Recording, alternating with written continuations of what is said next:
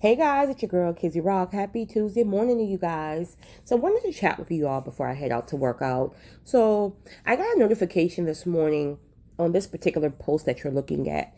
And you know what's so crazy? I don't get like 90% of my YouTube notifications, even though they're turned on.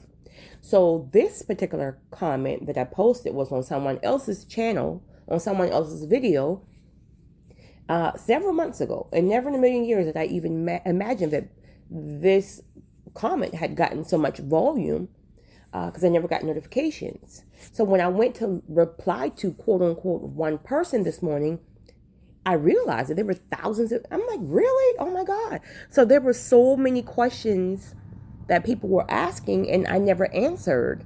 I mean, like some in desperation. And I feel so horrible because I'm like, oh my God.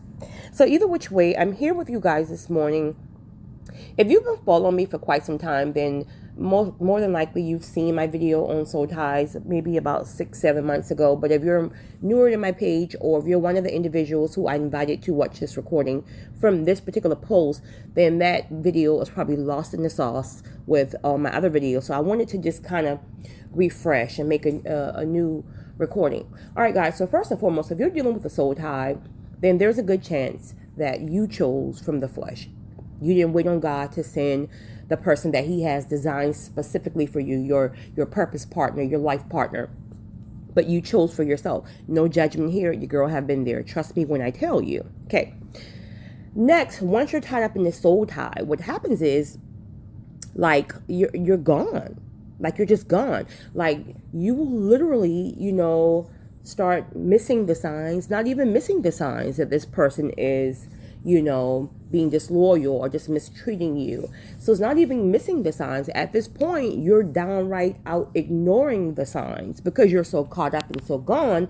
It's like anything that they tell you, you can have evidence, but you will literally like look over the evidence and just kind of take their word. And even if you don't take their word and you're, calling them out on it, like before you know it, like they're right back in. So you keep going back and forth, going back and forth. And a good reason for this is because more than likely you are not whole. At this point, this person probably have already broken your confidence down, broken your spirit down so much that you don't even feel worthy to really go out there and find someone else. And even if you do, you don't want anyone else. All you want is this person who's mistreating you, right? Directly or indirectly. So you start missing signs, you start ignoring all the signs, you start making excuses for them, again, because your confidence is not where it needs to be. You're accepting lies, you're accepting excuses for their behaviors, but you're stuck. Your soul is entangled. You have an entanglement of the soul, honey. You try to move on. It's like, I'm done. You leave. You might leave for a day. You might leave for a week. And then they call you back. Can we talk about it? Can we meet for dinner? All these excuses. And you might stand your ground for a little while and be like, nope, I'm done. But honey, before you know it, they're right back in. So, regardless of what, here's the thing. In order to move on from a soul tie, you literally have to be 100% ready. Not 90%, not 95%, not 98%. You must be 100% ready. The reason why is because if not, you're going to go back.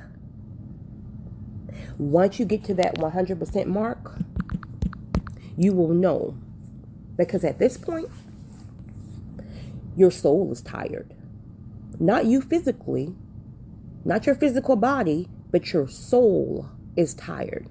How do you know when your soul is tired? You will know when your soul is tired because there is nothing left in you to give. You have no physical strength.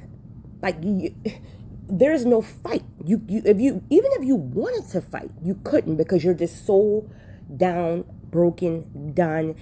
Your soul is broken. That is when most times we step in and ask God. The reason why a lot of people don't step in and ask God a little early on to step in and help them, because they're not ready. You may be tired, but you still love this person. You still, you have ties, and you're still thinking about, oh my God, if I leave them, the other person's going to get them. Listen, let somebody else have that problem. It's one thing if you're going to lose a person that's a good person, but you're going to lose a person who is no good for you, who's mistreating you. So let somebody else have that problem, So either which way, once you ask God to step in, what does that mean? What does that look like? Literally speaking aloud, God, please help me. I cannot do this on my own. Obviously, my way is not working. Obviously, please help me, guide me, direct me, show me. Once you ask God to step in, He will. All right? Now, I always tell people, I know you can go to 1,000 videos on soul ties, including this one, right? And look for your answers. But ultimately and solely, you need to go to God for your answers, for your directions. Other people, such as myself or many, many others, your best friend or whatever, can confirm. God can use them to confirm and give you, confirmation. But your revelation needs to start with God. Why? Because there's going to be a different path for some of us. Each of us are different. We all have different things in different areas that, we may need to work on. So what works for you may not work for me. So that's why, like, even the post you're looking at, even though it has over 1,000 likes, there's like two people on there who did not agree with my route and how I took it. And that's absolutely okay. I get it. But that's why you need to get your answer from God and not people. All right. So now the thing about it is, another reason why you need to be 100% ready is because it's going to take a lot of consistency, obedience, and determination. And anytime you're working with consistency, obedience, and determination in whatever area, you have to be committed. That's what it's about. All right. So for myself and maybe yourself, you're going to have to do a spiritual cleanse as well as physical cleanse. The physical cleanse goes without saying. You got to stop sleeping with a person. Point blank, period. You got to stop sleeping with the person. Even if you walked away from this person for a month, right? And you feel in your mind you've done a cleanse and, okay, I'm over them. So, listen, you may really feel that way. But if you slip up one time and sleep with them again, you have created that soul tie 100% back where it was prior to you leaving. So the physical contact is going to have to cease 100%. Okay. So that's in a matter of course, sex, intimacy. All right. That's also, you're going to have to stop frequenting the places that you guys have visited. Restaurants. And I don't care if it's your favorite restaurant too. You're trying to break a soul tie. Like, you can't go there. You can't be talking to mutual friends or trying to stay connected to their family members. And in your little mind, you may feel like, okay, well, I can do it because I was cool with his cousin. I was cool with his auntie, all along or even before him. Sweetheart, I get it. I do. Because, when you date someone, sometimes you get tied with the family too. But remember, you're trying to break the soul tie. So you have to make a decision. Now, you can tell these individuals or maybe not. If you want to respect them and just let them know, like, hey, listen, I love you. I love you. But every time I talk to you, I feel feelings for your cousin or whoever coming back up. I feel like a pull of wanting to attend a family function. Like, you got to just let them know, like, listen, I love you, but I can't do this anymore. At least not right now. It's not about you, but it's about me trying to move on. And if they really love you, they will understand and respect that. But sometimes, again, if you're not 100% ready to move on, you will make excuses like, oh, no, I can go to his family function and don't even think about him. Even if I see him or her, I can just ignore them. Honey, you're fooling yourself. You are fooling yourself. Spirits and energy transfers. So you can be 5 months past this person, so you think, and end up in the same room with them. And all it takes is one look. All it takes is one conversation, and boom, they got you back again. So you literally have to discipline yourself in the flesh. Again, no physical. Again, no family or mutual friends. There's a good chance you have to change your number. I had to change mine. There's a good chance you have to change your number. Maybe not. Okay. There's a good chance you need to rid your home of some things, right? I hear a lot of people talk about sage. I'm not knocking sage because I don't know. I've never tried it. I'm the kind of chick like it got to go. Curtains, bed, sheets, anything. It got to leave my house. In fact, I'm going to leave this house. That's how serious and determined I am about what I need to do. Now, of course, that may not be feasible to you. Again, what works for you may not work for me. You may be able to sage your house. That may work for you. But I'll tell you this, any type of clothing article, pieces that, listen, I don't care who bought it. Even if you bought it and it was $1,000, get rid of it. Get rid of it, honey. Start reading those old messages. That's the worst. Delete those threads. Delete those emails. Delete the social media. If you're strolling down their page and you're looking at pictures, I'm telling you, you're just filling yourself back up with those spirits, with that energy. And before you know it, you literally have to go on a physical fast. And that means all contact of anything related, people, places, and things. Will it be easy? No, because you're going to have a yearning. You're going to have a yearning to. It's almost like you're going to be grieving. It's like a death. And this is why you have to be 100% and not 95%, because it's going to be hard. But you have to be determined in your mind and know that this is it. I cannot go back. I have to wait on what God has for me. Next, after your physical cleanse. And another thing, what was very popular on this comment thread. Okay, I don't have children. So a lot of people were saying, like they agree. However, it will be extremely difficult because they share children. And I get that. I do. The thing about that is you yourself is that's why you have to ask God for clarity and direction, not people. Okay.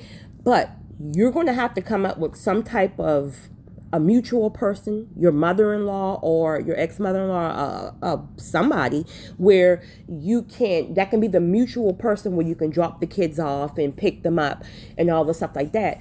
But if you're having to answer the phone and constantly talk to this person, and sometimes if it's a baby, like, oh my God, what do you do? Like, I have to talk to him or her. If that is the case, I would say you have to keep that conversation 100% about that child. When they start to swerve to the left, about that, oh, well, I called you last night, you didn't answer the phone. Why you didn't answer the phone? Or, you think we should take the kids out to eat. Like, listen, you're going to have to keep that thing thorough. Like, it's going to have to be clean cut, cookie cutter. When that conversation starts to swerve, get them off the phone. Keep it specifically about your children and the needs of the children. All that, let me pick the kids up from your house. No. You can't walk up in my house. You cannot come in my house. So I will meet you at Waffle House. I will meet you at Starbucks with these babies, but you're not coming up in my house. I done did a cleanse. Your spirits or anything will not enter this front door again, honey. But ultimately, after you've done your physical cleanse, you got to do a spiritual cleanse. That's the most important. Now, the spiritual cleanse, of course, starts with the fact that you are no longer being intimate or sleeping with them, and you've rid all the physical out of the way. Now your spiritual cleanse starts, and that's you basically, asking God to cleanse you and cleanse you of any spirits that have entered your body from this individual. That starts with you asking God to come in and break that soul tie and to help you, give you the determination, the grace, direction, protection, all that stuff. Right? And all those remains that you're not doing anything in the physical. You're not reading messages. You're not reading emails. You're not scrolling down social media. All this is coming into play now. It's like a partnership. The spiritual and the physical, needs to be parallel. So God will then come in and give you the grace to keep going forward, right? But you got to do your part.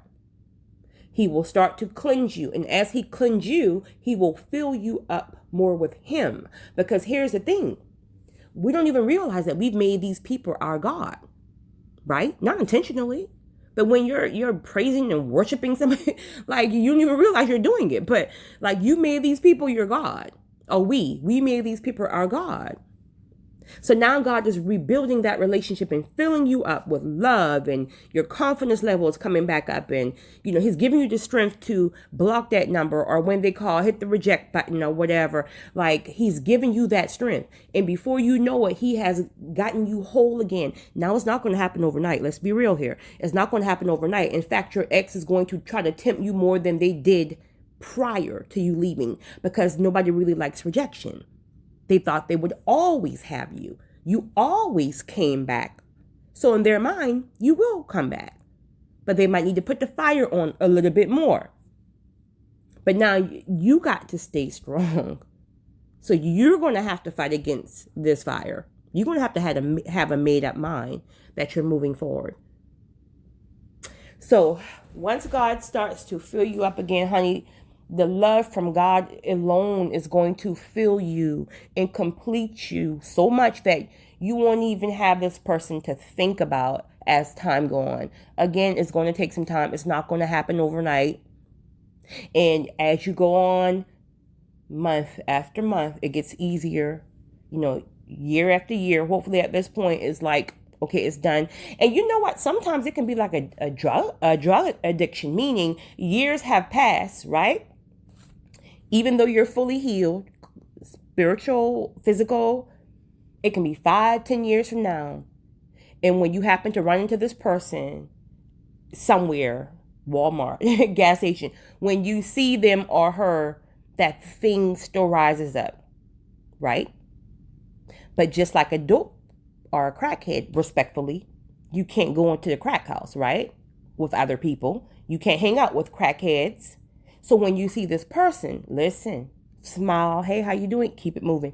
Don't start that conversation, because you know how they go. Girl, you looking good. Listen, grace. Bye. I got to go, honey. I ain't got time.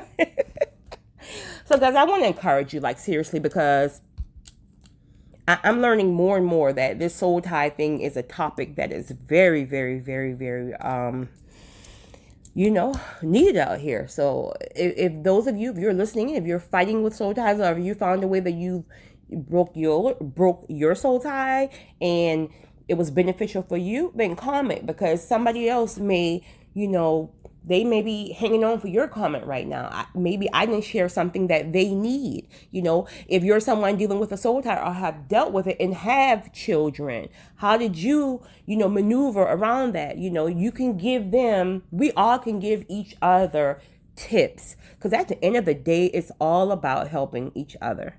You guys have a great Tuesday. I got to get to work. It's your girl, Kizzy Rock.